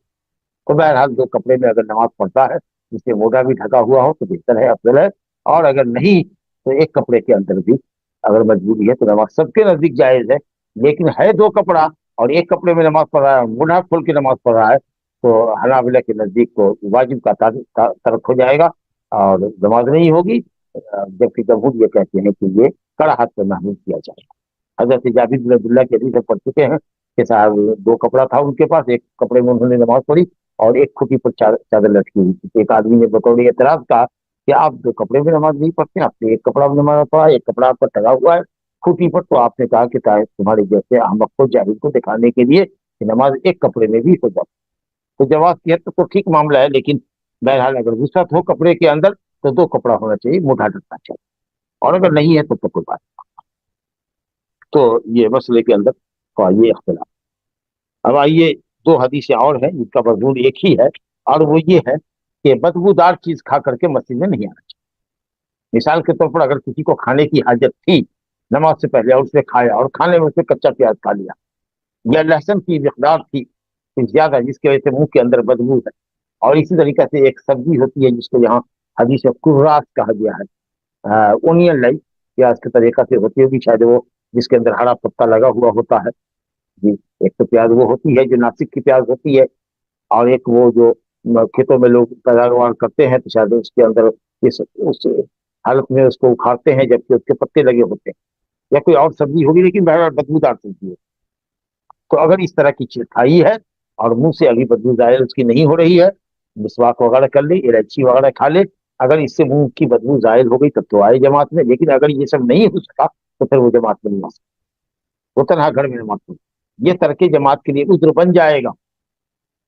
انشاءاللہ گناہ نہیں ہوگا، لیکن اس کو عادت نہ بنائیں کہ نماز چھوڑنے کے بہانے سے جب نماز کا وقت ہو تو کھانا لاؤ گی اور کھانے میں کچی پیاز کاٹو سلاد کے طور پر۔ اگر یہ ہے تو اللہ تعالیٰ نیت کو آپ کی جاننا ہے، لیکن آپ گھر میں آئے، بھوک لگی تھی آپ کو، آپ کے سامنے کھانا لایا گیا اور اس میں پیاز کا بھی آپ نے استعمال کیا اور وہ بدبو زائل نہیں ہو رہی ہے، تو چلیے گھر میں آپ نماز پڑھ لیجیے، کیونکہ مسجد میں فرشتے ہوتے ہیں اور ان کو بھی اذیت ہوتی ہے، جیسے کہ دوسری حدیث میں اس کی وجہ بتائی جائے گی کہ الملائکۃ تتعذی مما یتعذی منہ بنو آدم، الملائکۃ تتعذی مما یتعذی منہ بنو آدم، فرشتوں کو تکلیف ہوتی ہے ان چیزوں سے جن چیزوں سے بنو آدم کو بھی تکلیف ہو۔ ہاں، پکی ہوئی پیاز ہو یا لہسن ہو اور اس کو اچھی طریقے سے بھون دیا گیا ہو، اسمیل ختم ہو گیا ہو، تب کوئی حرج نہیں، تب پھر کلی کرنے سے یا ایک آدھ الائچی وغیرہ لینے سے یا مسواک کرنے سے ظاہر ہوتی ہے، لیکن کچی پیاز کی اور لہسن کی بو تو دیر تک نہیں۔ اب یہ جب پیاز اور لہسن کا معاملہ یہ ہے تو آپ سمجھ سکتے ہیں کہ تمباکو کھا کر کے آئے ہیں یا سگریٹ بیڑی بھوک کر کے آئے ہیں اور مسجد کے پاس پھینکا اور کلی کیا اور چلے گئے، وہ منہ تو منہ ہے، پورا بدن مہک رہا ہے، تو ایسا آدمی بھی مسجد میں نہیں آئے، جائے بات نماز پڑھو اپنے گھر میں۔ یہ ہم اللہ کے گھر سے روک نہیں رہے، کیونکہ آپ کو شریعت نے روکا ہے کہ آپ اس طرح کی چیز استعمال کر کے آئے ہیں جو دوسرے کے لیے باعث عزیز، تو یہ نہیں کرنا۔ اسی طریقے سے کچھ لوگوں کے منہ میں بہت بدبو ہوتی ہے، کسی کے بغل میں بدبو ہوتی ہے، کسی کے پسینے کی انتہائی درجہ بدبو ہوتی ہے، کسی کے سر میں زخم ہے اس سے انتہائی بدبو ہوتی ہے کہ سونگھنے والے کو لگتا ہے کہ پیٹا جائے گا، بے ہوش ہو جائے گا۔ ایسے آدمی سے کہیں گے بھائی گھر میں نماز پڑھ لو جب تک تمہارا یہ اصول نہیں جاتا، کیونکہ دوسرے کو تکلیف نہیں پہنچا۔ بہرحال حدیث دیکھیے، حضرت جابر بن عبداللہ انصاری رضی اللہ عنہ کی روایت ہے، جابر بن عبداللہ رضی اللہ عنہ، یہاں بھی باپ بیٹے دونوں صحابی، نبی صلی اللہ علیہ وسلم سے روایت کرتے ہیں، آپ نے فرمایا من اکل ثوما او بصلا، جس نے لہسن کھایا یا پیاز کھایا، راوی کو شک نہیں ہے، یہ قسم بتا رہے ہیں، تنوع ہے، یہ کھایا یا یہ کھایا، کوئی بھی بدبودار چیز کھایا، یہ نہیں کہ راوی کو شک ہے کہ پیاز کھایا یا لہسن کھایا، کوئی ایک کھایا ہوگا، نہیں، دونوں کھائے یا دونوں میں سے کوئی بھی کھائے جو دونوں بدبودار چیز ہے، تو آپ نے کہا فلیعتزلنا، وہ ہم سے الگ رہے، وہ ہم سے الگ رہے، او لیعتزل مسجدنا، امر کا صیغہ ہے، لام جو ہے امر کا صیغہ ہے، اس سے پہلے چونکہ فا آیا ہے اسی لیے لام امر جو مقصور ہوتا ہے یہ یہاں پر جازم ہے، جزم ہے اس کو، فلیعتزلنا او لیعتزل، اب یہاں پر چونکہ لام سے پہلے کوئی حرف علت نہیں ہے، حرف عطف نہیں ہے، اسی لیے لیعتزل، فلیعتزلنا، ہم سے وہ الگ رہے، یا لیعتزل مسجد رہے، یہ یہاں پر اور جو ہے یہ شک کے لیے کہ نبی صلی اللہ علیہ وسلم نے فلیعتزلنا کہا تھا کہ وہ ہم سے الگ رہے، یا یہ کہا تھا کہ ہماری مسجد سے ہے، یعنی مسجدوں میں نہ آئے، ہماری مسجدیں، ہماری یعنی کہ مسجد نبی، یعنی مسجدوں میں نہ آئے جہاں لوگ نماز، وَلْيَقْعُدْ فِي بَيْتِهِ، دیکھیے واضح آگے کر دیا، وَلْيَقْعُدْ فِي بَيْتِهِ، وہ اپنے گھر میں بیٹھے اور گھر میں نماز پڑھے، تو گویا کہ اگر ایسا کبھی ہو جائے بابا تو یہ ترک جماعت کے لیے عذر بن سکتا ہے، گناہ نہیں لگے گا آپ کو، لیکن جب کھانے کی نماز کا وقت ہو جائے تو کھانا لاؤ بھائی، عشاء کے وقت کھانا لاؤ بھائی، تاکہ پیاز لہسن کچی کھا لے تاکہ بچی میں نہ جائے، تو یہ تو ہماری طرف سے کوتاہی ہوگی، تقصیر ہوگی اور شرارت ہوگی، تو پھر اگر ایسا ہی کرنا ہے تو نماز پڑھ کے آؤ کھاؤ، تاکہ 2-2.5 گھنٹے کا وقفہ ہو جائے گا تو بدبو چلی جائے گی، پھر اثر کے وقت مسواک وغیرہ کرنا انشاءاللہ اس وقت بدبو ظاہر ہو جائے۔ چلیے، کہتے ہیں حضرت انس وَأُتِيَ بِقِدْرٍ فِيهِ خَضِرَاتٌ مِّن بُقُولٍ، نبی صلی اللہ علیہ وسلم کے پاس ایک دیگچی لائی گئی، دیگچی جس کے اندر کھانا بنایا جاتا ہے، سبزی یا سالن پکایا جاتا ہے، جس کو شاید اصطلاح میں جنوبی ہند میں یا خاص کے حیدرآباد میں بگونا کہتے ہیں، تو اس طرح کی دیگچی لائی گئی جس میں کئی طرح کی سبزیاں تھیں، تو جب آپ نے اس کو سونگا تو اس میں بہت زیادہ اسمیل تھی، وہی کچے پیاز اور لہسن، فوجد لها ريحا، ایک دم واضح طور سے اس میں بو آ رہی تھی لہسن کی، فسأل عنها، تو آپ نے پوچھا کہ کیا سبزی ہے، کیسی سبزی ہے، کیا بتایا گیا کہ اس میں کئی طرح کی سبزیاں ملائی گئی ہیں اور اس کے اندر وہ پیاز لہسن بھی ہے، تو آپ صلی اللہ علیہ وسلم نے کہا کہ قربوها، کھانے والوں کی طرف بڑھا دو، جو دسترخوان پر اور لوگ تھے نبی صلی اللہ علیہ وسلم کے اصحاب، ان کی طرف بڑھا دو، میں نہیں کھاؤں گا، یہ مطلب تھا۔ اب جو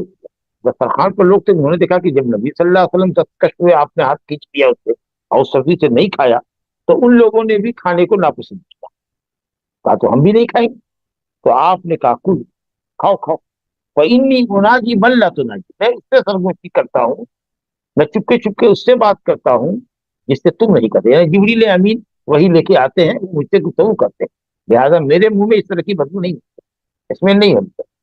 تمہارے ساتھ یہ معاملہ نہیں, اسے تم کھا سکتے. تو نسبتاً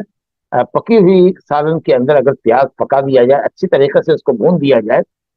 سالن وغیرہ کے اندر, تب تو اس میں ختم ہو جاتا ہے, نہ کے برابر معمولی سے رکھتا. لیکن اگر ہرا ہی پیاز ہے, ابھی زیادہ بھنا نہیں گیا ہے, یا یہ ہے کہ ساتھ سالن بنانے کے بعد اوپر سے کچی پیاز اس میں کاٹ کے ملا دیا گیا ہے, کچھ لہسن کا پیسٹ وغیرہ ڈال دیا گیا ہے, تو اس چیز کو اگر ہم کھاتے ہیں تو بھی ہم نتیجے نہیں آ سکتے. اور نبی صلی اللہ علیہ وسلم تو کھاتے ہی نہیں تھے, بلکہ آپ وہ سالن ہی نہیں کھاتے تھے جس کے اندر پیاز پکایا, پکی ہوئی پیاز بھی ہو, مطلق نہیں کھاتے تھے پیاز. کہتے تھے کہ میں اس سے سرگوشی کرتا ہوں جس سے تم بھی کرتے. تو اس طرح کی بدبودار چیزیں کھا کر کے, یا سگریٹ وغیرہ پی کر کے, یا جیسے کہ کہا کہ کسی شخص کے پاس انتہائی حد درجے کی مجھ سے بدبو آ رہی ہو, یا بغل کی بدبو ہو, یا وقت کی بدبو ہو, تو اس کو جب تک یہ عذر ہے مسجد نہیں پہنچے. یہی حدیث ہے, اس باب کی 9ویں حدیث ہے, حضرت جابر ہی سے روایت ہے کہ نبی صلی اللہ علیہ وسلم نے فرمایا, یہ لگتا ہے اسی حدیث کا ایک ٹکڑا ہے جو اوپر آیا ہے, تو یہ حدیث مسلم کی ہے. تو حضرت جابر رضی اللہ عنہ سے حدیث ہے کہ نبی صلی اللہ علیہ وسلم نے فرمایا, من اکل البصل والثوم والکرات, جس نے پیاز کھایا اور لہسن کھایا, اور کرات کا نا کہ وہی ایک طرح کی سبزی ہے, کوئی اونین ٹائپ کی سبزی ہے کوئی, جس میں اسمیل بہت تیز ہوتی ہے, فلا یقربن مسجدنا, وہ ہماری مسجد کے قریب نہ ہو, یعنی مسجد نہ آئے, جماعت میں نماز نہ پڑھے. کیوں؟ علت بتائی گئی اس حدیث میں, فإن الملائکۃ تتعظی مما یتعظی منہ الانسان, کیونکہ فرشتوں کو بھی اذیت ہوتی ہے, اور فرشتے جگہ مسجد ہے تو فرشتوں کو اذیت ہوتی ہے, مما یتعظی منہ الانسان, جس سے انسان کو بھی اذیت ہوتی ہے. یا ایک روایت میں بنو آدم کو اذیت ہوتی ہے, اس سے فرشتوں کو بھی اذیت. تو یہ وجہ بتائی گئی کہ پیاز اور لہسن کھا کر کے مسجد نہ آنے کی جو حکمت ہے اور عزت ہے وہ یہ. اور الحمدللہ اسی کے ساتھ یہ باب ختم ہوا, جو جامع باب کے عنوان سے ہمارے سامنے تھا. اب انشاءاللہ آگے باب التشہد ہے, تشہد کا بیان, اسی پر ہم دیکھتے ہیں, اور ہمارا وقت بھی تقریباً ہو چکا. هذا وبالله التوفيق, صلی اللہ علیہ نبینا محمد وآلہ وصحبہ اجمعین. جزاک اللہ خیر شیخ. انشاءاللہ ہم کچھ سوال لیں گے شیخ.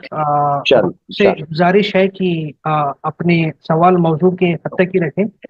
سوال یہ ہے, میں محلے کا چندہ جمع کرنے کے لیے مسجد میں جاتا ہوں, تو کیا 2 رکعت نماز پڑھنا ہوگا؟ جی, ہر کسی کے لیے یہ حکم ہے کہ اگر مسجد میں بیٹھ رہا ہے تو اس کو نماز پڑھنا ہے, سنت موقدہ ہے. لیکن اگر نماز ہو رہی ہے, نماز میں جا کے مل گیا تو پھر ہو گیا. نماز پڑھ کے بیٹھنا ہے. اگر فرض نماز ہو رہی ہے, فرض نماز قائم ہے, اس میں جا کے آپ مل لیے تو ہو گیا, تحیۃ المسجد اس میں ادا ہو. یا آپ نے ظہر کی دوری کا سنت پڑھنی ہے, ظہر کی سنت کی نیت سے آپ نے پڑھا تو وہ تحیۃ المسجد آپ کی ہوگی. لیکن اگر آپ بیٹھنا ہے آپ کو, تو آپ کو نماز پڑھ کے بیٹھنا ہے, یہی مستحب, یہ تاکیدی سنت. جی شیخ. اگر عید کی نماز اور جنازے کی نماز مسجد میں ادا کی جائے تو اس سے پہلے بھی تحیۃ المسجد پڑھنا چاہیے؟ جی, عید کی نماز میں تحیۃ المسجد مسجد کا حکم ہے, پڑھنا چاہیے. جنازہ پڑھ کے اگر واپس آ جاتا ہے تو کوئی ضرورت نہیں, لیکن اگر جنازہ پڑھ کے بیٹھنا چاہتا ہے تو جنازہ کے بعد 2 رکعت تحیۃ المسجد پڑھ. لیکن عید کی نماز میں اگر گیا ہے, ابھی جماعت شروع نہیں ہوئی ہے, تو 2 رکعت نماز پڑھ کے بیٹھے, وہ یہ حکم موجود ہے. حتیٰ کہ بعض علماء تو یہاں بھی کہا کہ مسلح عید میں اگر جاتا ہے, یا جس میدان میں سال میں 2 مرتبہ نماز ہوتی ہے, عید بقر عید کی, تو وہاں بھی بیٹھنے سے پہلے 2 رکعت نماز پڑھے, کیونکہ وہ بھی مسجد کے حکم ہے.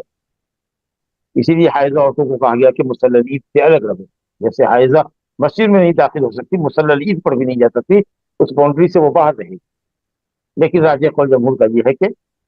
مسلح عید کا حکم من کل الوجوہ مسجد کا نہیں ہے, اس لیے وہاں بھی اگر تحیۃ المسجد سے بیٹھے. نبی صلی اللہ علیہ وسلم عید سے پہلے کوئی نماز نہیں پڑھا کرتے تھے, جبکہ آپ مسلح عید پہ جاتے. یہ ثابت نہیں ہے کہ وہاں آپ نے تحیۃ المسجد پڑھا ہو یا صحابہ نے پڑھا. حسب علم میرے علم کی حد تک آپ نے فرمایا کہ عید سے پہلے کوئی نماز نہیں, عید کے بعد کوئی نماز. لیکن ہاں, جب عید کے بعد گھر جائے تو روایت ہے جمعہ وغیرہ کی کہ 2 رکعت نماز پڑھا کر. لیکن اگر عید کی نماز بوجہ مجبوری اگر شہر میں یا دیہات میں مسجد میں پڑھی جا رہی ہے, تو سنت یہ ہے کہ 2 رکعت تحیۃ المسجد پڑھ کے آدمی بیٹھے, پھر عید کی نماز میں شامل.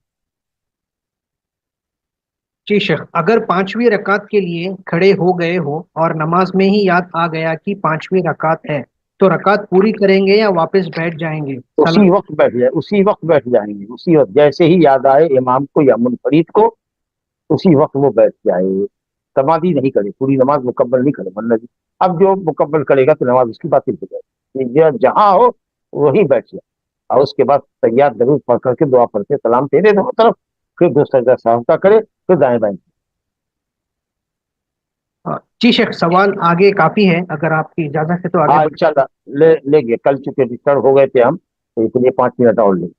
جی جزاک اللہ خیر شیخ۔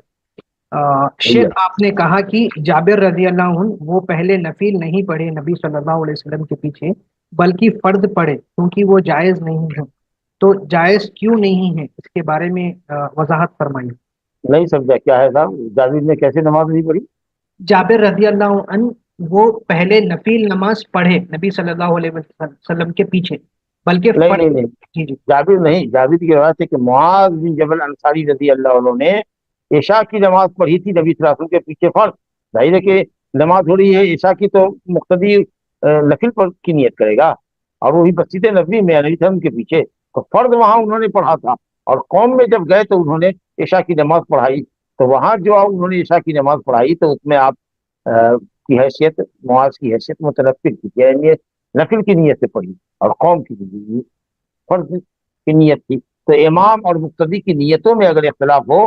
فرض اور سنت کے اعتبار سے یا ظہر اور عصر کی نیت کے اعتبار سے، تو اس سے کوئی نماز پر فرق نہیں پڑتا۔ جی شیخ، جس جگہ عصر کی اذان بہت لیٹ سے ہوتی ہے تو کیا ہم ٹائم دیکھ کر بنا اذان سنے نماز پڑھ سکتے ہیں؟ ہاں، وقت نماز اگر ہو گیا ہے تو پڑھ لیں، اور پھر جماعت کی مسجد سے آپ کا گزر ہو تو نفل کی نیت سے اس میں شامل ہو۔ لیکن جو لوگ کہتے ہیں کہ عصر کے بعد کوئی نماز نہیں ہے، وہ کہیں گے کہ نہیں ملنا، لیکن حدیث اور یہاں بھی عام ہے کہ جب تم نے کا کوئی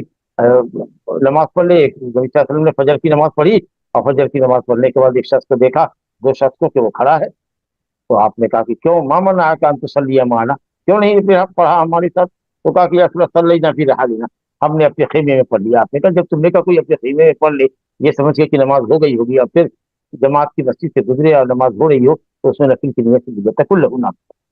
یہ تو فجر کی نماز میں آپ نے کہا، تو معلوم ہوا کہ اثر فجر کی نماز کے بعد بھی اگر تنہا نماز کسی نے پڑھ لیا ہے کسی مجبوری سے، یا سمجھ کر کے کہ جماعت ہو گئی ہوگی اور وہ جماعت کی مسجد سے اس کا گزر ہو، تو وہ اگر چاہے تو جماعت کی نیت پانے، جماعت کا ثواب پانے کے لیے نفل کی نیت سے مل سکتا ہے۔ ٹھیک ہے، کیا سفر میں مسجد میں داخل ہوں تو تحیت المسجد جی پڑھنا؟ جی جی جی جی جی، دو رکعت بھی اگر قصر کرتے ہیں یا سنت نہیں پڑھتے ہیں، لیکن یہ نماز مطلب یہ مسجد کے داخلے کی نماز ہے تو یہ پڑھ سکتے ہیں، جیسے تہجد پڑھ سکتے ہیں، جیسے صلاۃ الضحیٰ مسافر پڑھ سکتا ہے۔ ٹھیک ہے، جب کوئی فجر کے وقت سو جائے اور سن رائز کے ٹائم پر نیند سے بیدار ہو تو 10-15 منٹ ویٹ کریں یا؟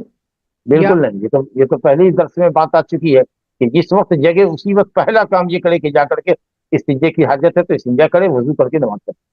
پہلے دو رکعت سنت پڑھے پھر فرض پڑھے، اور اس پہ جہری قیاس کرے، یہ افضل ہے، جیسے ادا پڑھتا ویسے ہی قضا کرے، لیکن کہا کہ یہ روز کا معمول نہیں ہونا چاہیے، جگنے اور جگانے کے لیے اہتمام کیجیے، کسی کو کہہ دیجیے یا الارم لگا کے یا وقت پہ جائیے، ایسا بھی نہیں کہ صاحب 12 بجے 2 بجے رات تک جگے ہوئے ہیں اور فجر سے 1 گھنٹہ پہلے آپ سونے چلے گئے، ظاہر ہے کہ اس وقت تو اتنی گہری نیند ہوگی کہ جھنجھوڑ کر کے بھی آدمی کو اٹھایا جائے تو شاید نہ، تو اس کا اہتمام کریں گے۔ اس سب کے باوجود بھی اگر کبھی نیند نہیں کھلتی ہے تو جس وقت کھلی بس، اذا من نسی عن صلاۃ او نسیها، من نام عن صلاۃ او نسیها فلیصلیها اذا ذکر، جیسے ہی یاد آوے پڑھے، جیسے ہی جگہ پڑھے، انتظار نہیں کرنا سورج کے بلند ہونے کا۔ جی نارملی فجر مسجد میں ہی ہوتی تھی، اینٹی الرجی ٹیبلٹس لینا پڑ گیا جو نیند بڑھا دیتی ہے، تو ایسی ٹھیک ہے، صورت میں فجر چھوٹ جاری ہو؟ ہاں تو یہ کہا کہ یہ نادر ہے، مجبوری میں کبھی ایسا ہو گیا اور آدمی نہیں جگ سکا تو جب جگے گا اسی وقت نماز پڑھے۔ اگر جماعت شروع ہونے سے 1-2 منٹ پہلے مسجد پہنچے تو کیا بیٹھ جائیں یا کھڑے ہو کر امام کا انتظار کریں؟ हाँ, खड़े होकर इंतजार करें, और अगर वक्त हो तो फिर नमाज शुरू कर दीजिए, एक रकत पढ़िएगा, दूसरी रकत में इमाम आ गया है, अगर पूरी दो रकत दूसरी रकत बाकी है तो तोड़ दीजिए, और नहीं अगर रुकू सजदे में है तो तकबीर हो गई है तो उसको हल्की करके मुकम्मल कर लीजिए। आम तरीका से 1 मिनट 1.5 मिनट के अंदर में लोग हल्की दो रकत नमाज पढ़ लेते हैं। तो अगर आपको लगे कि 2 मिनट है और 2 मिनट में आप हल्की नमाज पढ़ सकते हैं, सूरह फातिहा, इन्ना आतैना, सूरह कौसर, सूरह इखलास पढ़ करके 2 मरतबा सुभान रब्बियल अज़ीम, 3 मरतबा सुभान रब्बियल अज़ीम, या 1 मरतबा भी ये सुभान रब्बियल अज़ीम पढ़ करके अगर रुकू सजदा किया जा सकता है और आप पढ़ सकते हैं तो खड़े होकर इंतजार करने से बेहतर है क्या। लेकिन अगर जब इकामत शुरू हो जाए, पूरी एक रकत आपके ऊपर बाकी है, अभी दूसरी रकत के क़याम में उठे ही थे कि मुकब्बिर ने तकबीर शुरू कर दिया, तो नमाज आप तोड़। लेकिन अगर एक रकत से कम बाकी है आपके ऊपर तो फिर उसको जल्दी से नमाज मुकम्मल करके तब सफ में लीजिए, और चाहिए तो खड़े रहिए, बैठ जाइएगा तो गुनाह नहीं होगा, लेकिन यह है कि खिलाफ सुन्नत है। जी शेख, क़ज़ाए उम्री की क्या हकीकत है? जो नमाजें छूट गई कोई हैं। कोई कोई कोई कोई हैसियत नहीं है उसकी, कोई हैसियत नहीं है, जानबूझ के छोड़ा है तो उसकी कज़ा नहीं है, जानबूझ के छोड़ा है तो कोई कज़ा नहीं है। तारीख सलात राज कौल में काफी भाग, तौबा इस्तिग़फ़ार करे, आइंदा ऐसा अल्लाह माफ करता है, इसी क़ज़ाए उम्री की जरूरत। अगर नमाज के सामने से कोई गुजरता है तो नमाज बातिल होती है, तो नमाज दोहराने की जरूरत है? जी, अगर बातिल होती है तो होगी, औरत गुजर जाए सजदेगाह के दरमियान से, काला कुत्ता गुजर जाए, गधा गुजर जाए, नमाज बातिल हो जाएगी, और चीजें गुजरती है तो नमाज बातिल नहीं होगी, सब आपने कर दी। जी। नमाज बातिल होगी तो नमाज का इयादा करना पड़ेगा शुरू। जी शेख, आखिरी सवाल है, अगर घर पर सब लेट उठे तो जो पहले उठे, तो क्या वो पहले अपनी नमाज पढ़े या दूसरों को उठाए? देखिए, दूसरों को उठा दे, अभी वक्त है उसके पास तो दूसरों की को उठा दे ताकि उसकी नमाज कजा ना हो। लेकिन अगर ऐसा लगता है कि साहब उठाने में लोगों को हम तमाम कमरों में जा जाकर उठाने में खुद ही वो लेट आवर उठा है और 5 मिनट या 7 मिनट का वक्त है सूरज निकलने में, तो वो अपनी नमाज को पढ़े दूसरों को उठाने से पहले, ताकि उसकी नमाज वक्त पे हो जाए। लेकिन अभी माशाल्लाह पूरा वक्त है, अभी अजान ही हुई है या अभी 1 घंटे से ज्यादा का वक्फा है सूरज के तलू में, तो फिर लोगों की मदद करके वो उठा, वो टाइम के हिसाब से देखिए। अगर उसकी खुद की नमाज कदा होने वाली है तो फिर उसको चाहिए कि वो अपनी नमाज वक्त पे अदा करे, फिर लोगों को उठाए। वल्लाह आलम।